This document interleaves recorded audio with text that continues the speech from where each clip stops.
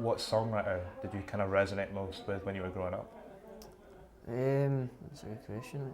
Good start. There's people like Bob Dylan and um, Sam Cooke, stuff like that.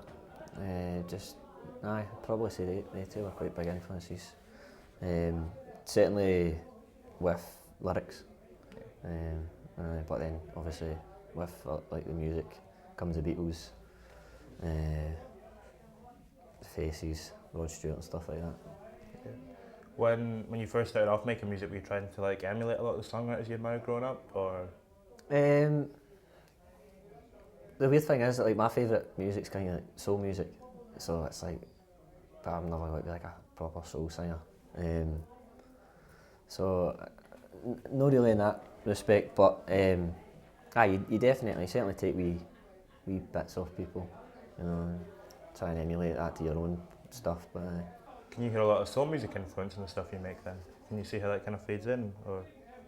um, not really. That's the kind of thing. I wouldn't say too much, but I mean I like the vocals and melodies of the soul kind of music and stuff like that. So I suppose that my voice a wee bit, but not so much in the music. At what age did you kind of first put pen to paper and start writing songs and putting lyrics down? Um, I mean, I was in bands for like 16, 17, and I was just singing. I wasn't playing guitar or anything like that. I was just singing, and so I was writing then. But I like to think it's got a bit better since then. How has it changed since you've grown, and you've gotten older? How has the songwriting shifted? It's definitely improved. I mean, I wouldn't like to hear any of the old songs that I was that we done, but you mature your songwriting definitely. Can you notice how like life events like shape your songwriting and kind of push you in certain directions? Or? Yeah, I'd say so. As I say, you mature with your songwriting. There's a lot more things to speak about. You've lived a bit more. Do you know what I mean? So, definitely, I'd say so. What is the main driver for change, like in the evolution of the band and where you're going? What's that? Sorry, is it? What is like the main driver, for like evolution and change in the band and where you're going? I mean, every single song we bring out is different. Each and every time, we're always like thriving for a different sound. Try to find new stuff to sing about, new instruments to kind of add to it all. But I think we'll see where the next one goes. We've definitely, I mean, from the first EP we did to this EP, it's changed drastically, I'd say. So I'm excited for what's next. Did you have any indication on that first EP of where it was going? Did you kind of have an estimate of where you were going to go, or is it quite surprising where it goes in terms? I'd say it did. It's totally different to kind of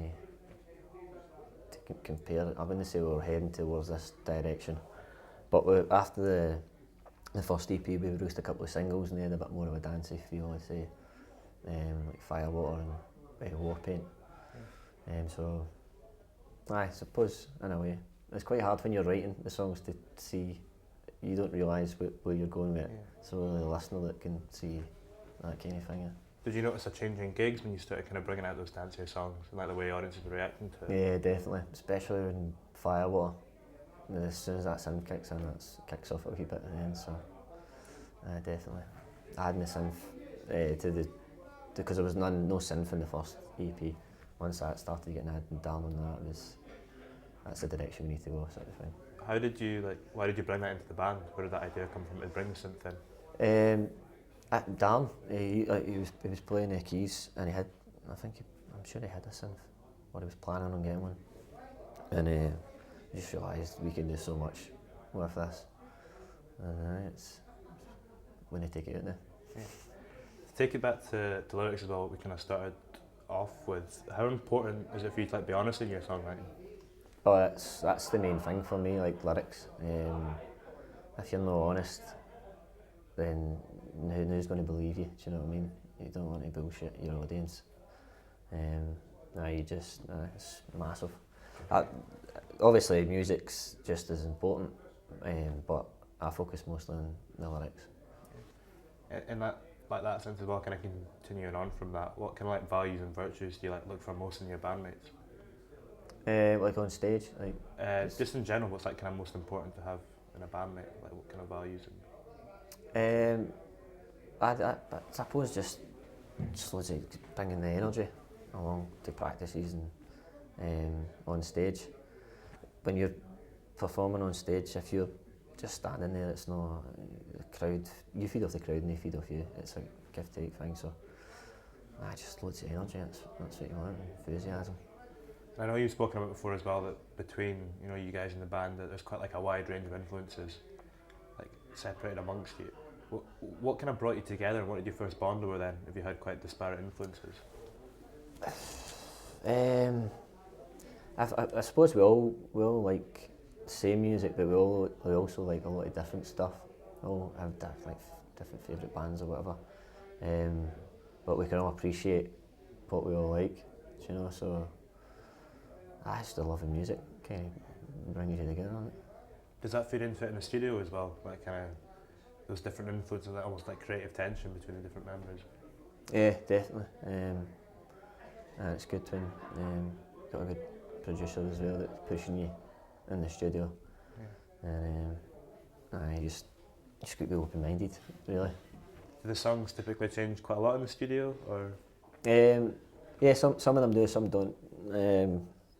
Like I was saying earlier, that Moonshine, that took a good while. I mean, that was for practices and in the studio just 10 months to get right. But that just comes with songwriting, you know what I mean? You want it to be perfect. Probably never ever going to be 100% satisfied, even when you release a song. But if you can get 90%, you're doing well. How do you know when it is time to release then, and kind of start working on it? How do you like maintain that perspective and make that judgment? Just be listening to the rest of the band, really, because you're not always right yourself. You might think, they might think something else, and if the producer says it's got to be fucking class, then you're like, I have to take your word for it. You know what you're doing, so. And for the EP, the last one that you just put out, what was it that linked those 4 songs for you, that you decided to kind of group them together and put them out like as a collective body of work? Why did you choose those 4? I think because it takes you on a sort of journey. The first 2 songs, Tiptoes and Moonshine, they've got a bit of dancey feel to them and really upbeat. And then there was kind of Liquid Gold, sort of splits it up a wee bit, brings the party down, and then it picks up again with Amorous. I just thought there's a nice flow in that order as well. I mean, there's maybe another couple of songs we could have put on it, but they were the ones that we wanted on it, and I think they just flow really nicely when you listen to it start to finish. Yeah. I did want to ask about Amorous and where that song came from, because it's one of my favourites on the EP, or possibly my favourite on the EP. I just wonder where it came out of. The heart, mate. I don't know, man. It was. I note like wee lyrics down all the time, and I came up with that sort of lyric, "You mistake heartache for love," and I was like, that needs to be on a song, and it needs to define the song.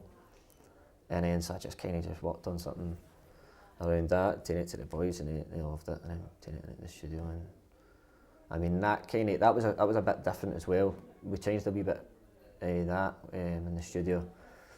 We taken out a lot of the drums on it, but I feel when the drums come in, it's like big. So again, I'm glad we did that.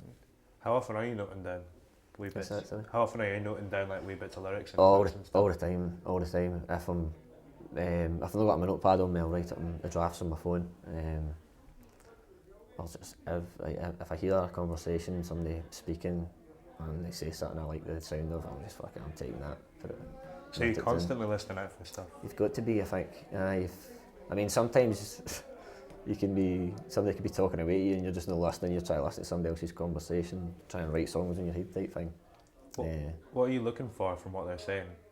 To note down, what is it that attract? What kind of things do you pick out of conversations, and why do you choose those certain things? Just if I like a wee phrase that somebody says. Not necessarily looking for a certain kind of phrase. I'm like, oh, that'll fit this song, that. sometimes I see it and I think that maybe no do for any song I'm writing just now, but I can go back to that later on and it'll fit perfectly into a song. It's weird how it works sometimes. It's a beautiful thing, songwriting. Do you ever hold on to things for like years before coming back to them? Yeah, definitely.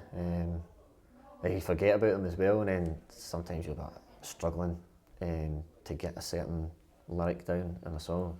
So you just scroll down your phone or go back to your notes and you're like, fuck, and it's there. I wanted to. I've got one left to round off, and it's a bit more of a general thing. If there was one thing you would change about Mark Sharp and the Bicycle Thieves, what would it be? Oof. I don't know, mate. That's a really good question.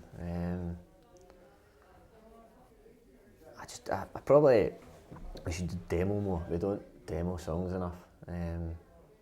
But that's the plan for this year. That's the main. Let's demo as much as we can, and then spend a lot more time on songs rather than spending, once we go in the studio, then having to spend loads of time on them. So I probably just demo more.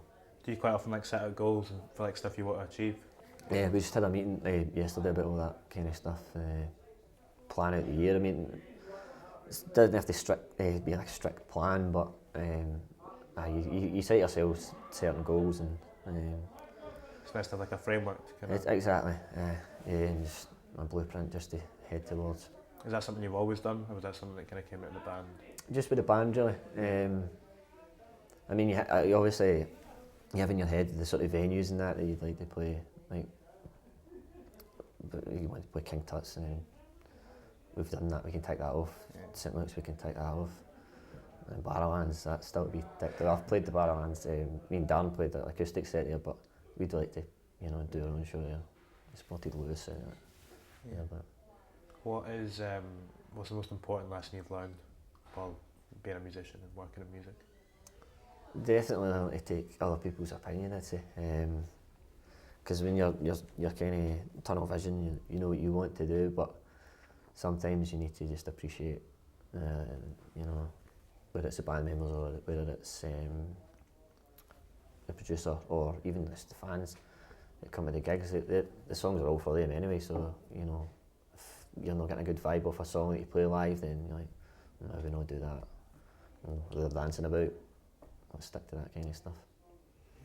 Thank you very much. Thank you very much, man. Cheers, appreciate it.